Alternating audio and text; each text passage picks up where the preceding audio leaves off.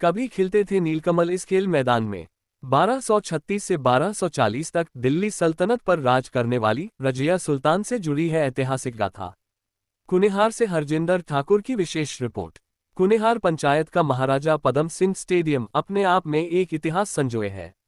आज जिस स्टेडियम में एचपीसीए के मार्गदर्शन में बड़े क्रिकेट मैचों के आयोजन करवाए जाते हैं, वह भारतीय टीम में खेल चुके ऋषि धवन, प्रदेश के रणजी खिलाड़ी रमेश बिट्टू व आईपीएल खिलाड़ी वैभव अरोड़ा जैसे नामी खिलाड़ी भी इस स्टेडियम में खेल चुके हैं। आज उसी स्टेडियम की पुरातन व ऐतिहासिक गाथा अपने चाहने वालों के समक्ष रखने जा रहा हूं। विदित रहे कि 2000 से पूर्व इस खेल मैदान की जगह एक बहुत ही सुंदर तालाब हुआ करता था। पानी से भरे हुए तालाब में खिले हुए नीलकमल प्राचीन शिव मंदिर व एक टापू की तरह दिखने वाले इस स्थान की भव्यता व खूबसूरती की कहानी खुद बयान करती थी। तालाब के एक कोने पर सिंबल का विशाल पेड़ भी यहाँ की सुंदरता को चार चांद लगाता हुआ दिखता था। तालाब की ऐतिहासिक गाथा कभी दिल्ली सल्तनत पर राज करने वाली रजिया सुल्तान से भी जुड़ी हुई है। जनश्रुति के अनुसार 1236 से 1240 तक हिंदुस्तान में दिल्ली कैथल सहित कई जगहों पर रजिया सुल्तान का नाता रहा है। वैसी दौरान जिला सोलन के कुनिहार के ऊंचा गांव में भी रजिया सुल्तान अपने लाव लश्कर के साथ रही है। इस बारे कुनिहार रियासत के वंशज राणा संजय सिंह देव के पास पुख्ता जानकारी के साथ ब्रिटिश काल के दस्तावेज आज भी मौजूद है। जनश्रुति के अनुसार पांडवों द्वारा एक पोखर तालाब के पास खोदी थी व एक 5-6 फीट का शिवलिंग स्थापित किया था। कालांतर में मुगलों व ब्रिटिशर्स द्वारा लूटपाट करते हुए ये सब नष्ट कर दिया था।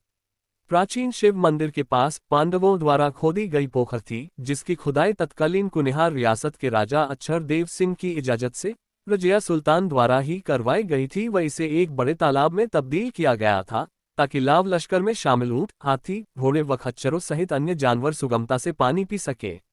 उसी समय रजिया सुल्तान ने इस तालाब में नीलकमल का बीज डाला था व उस नीलकमल के फूलों को 90 के दशक तक तालाब में खिलते हुए देखना लोगों के जहन में आज भी है।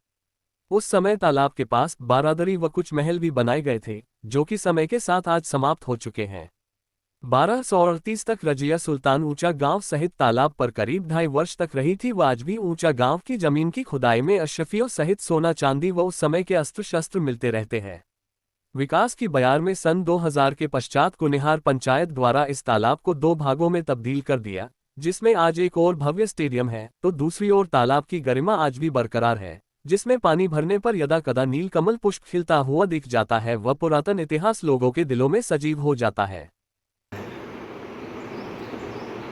तालाब का तो जी ऐसा है कि जो तालाब था ये हमारी नॉलेज में तो कभी भी ये चीज़ थी नहीं, पर ये ज़रूर जानते थे कि कभी किसी ज़माने में बाडी की धार से पांडव आए थे, एक शिव मंदिर बनाया था उन्होंने और एक पोखर खोद गए थे वो छोटी सी।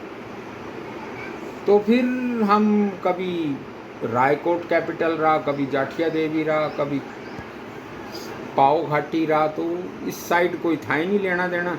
पर जब रजिया सुल्तान यहाँ आई तो उसने उस पोखर को डिग करके, क्योंकि हाथी, ऊँट वगैरह ऐसे जानवर थे जो हमारे जो नज़दीक के वाटर पॉइंट्स है यहाँ तक नहीं जा सकते थे वो, तो फिर उसने उसके लिए वो एक तालाब खोद दिया, कमल बो दिए, 2 बारादरियाँ बना दी और ऊपर उसने किला खड़ा कर दिया जिसको आज ऊँचे गाँव बोलते हैं।